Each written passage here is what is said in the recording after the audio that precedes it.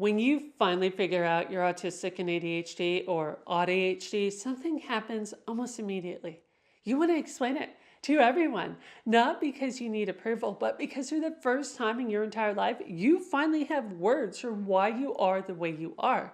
You finally have language for things you thought were personal failures. And that new clarity can shift into a belief that if other people understood what it actually means, they'd finally understand you. It seems logical, but the reality is explaining our autism and ADHD often does not create the outcome we hope for. So today, we'll explore why we rush to explain our ADHD, why it usually backfires, and how to build real understanding instead. Now, when you grow up ADHD, you get used to being misunderstood. When so many interactions ended in blame or embarrassment, you learned to explain yourself before anyone else could misunderstand you. It became protective, a way to control the narrative. And that habit blends perfectly with how we naturally communicate. Autistic people often lead with information. We clarify, we give context, we provide reasoning because facts and transparency feel respectful. It's how we build trust, avoid guessing games, and signal investment in the relationship. But neurotypical communication operates differently. They build trust through pacing, rapport, and gradual disclosure. They don't see early clarity as beneficial. Instead, they see it as too much, too soon.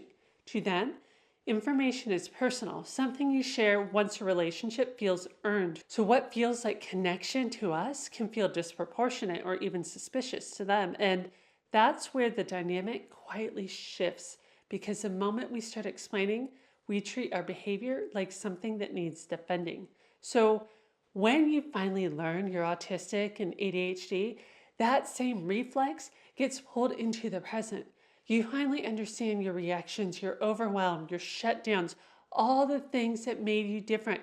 You finally have words for them. So you start explaining again, not because you're asking for permission, but because you finally can. I get overwhelmed by sound. I shut down when conversations move too fast. I'm not being rude. This is what's happening internally. It feels like honesty. It feels like the missing piece everyone needed. But the reality is, most people lack the framework to understand your internal wiring. So you end up being the one revealing, clarifying, and translating while they stay neutral. And without realizing it, you fall right back into the role you've lived in your whole life. Now, sometimes that level of explaining is deserved. With people who've earned your trust, who create space for your transparency, who actually want to understand you, explaining is safe. You deserve to be known, so sharing is okay in those contexts, but most interactions aren't built on that foundation, and that's where we often get stuck. When we explain our ADHD behaviors, we're speaking as if the person we're talking to actually understands. Most of the time, they don't. Not because they're unkind, but because they simply don't have the knowledge. They don't understand sensory overload, shutdown, dysregulation, or processing lag in the way we mean them. They're not equipped to interpret our internal wiring, yet we speak as if they are. And at the same time, we're revealing pieces of our internal world they would never think to reveal back. Not because they're hiding anything, but because for them, that information feels private, irrelevant, or simply not something people share in conversation. So we over-explain while they stay opaque. And that combination quietly reinforces an old familiar imbalance. By explaining why you're different, you automatically position the other person as the normal one. You become the one who has to justify, clarify, or translate your reactions while they simply interpret them from their own lens. They're not the expert. They're not better. They're just the one who didn't have to explain themselves. So how do we move forward? Well, when you've spent your whole life explaining yourself, asking directly for what you need can feel rude or abrupt, but naming the need removes guesswork and keeps the power dynamic equal. Here's what that looks like in real life. Instead of, I get overwhelmed in crowded spaces due to sensory overload, say, can we talk in a quieter spot? Instead of, when conversations move too fast, my brain freezes and I shut down, say, I need a moment to think before I answer. Instead of, I struggle with last minute changes because of ADHD and autism say, I need advance notice when plans change. See the difference? Stating needs tells the other person what helps the interaction succeed. That is what builds mutual respect and keeps you as an equal rather than someone asking to be tolerated. When you start practicing this, you'll probably notice neurotypical people already communicate this way. They don't explain their internal wiring. They don't justify their reactions. They just state what they prefer, what works for them, and what doesn't.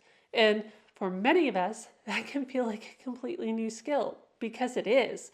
For years, we didn't know why we were different. We didn't know our needs had a name. We didn't have the language, the certainty, or the permission to speak from a place of confidence.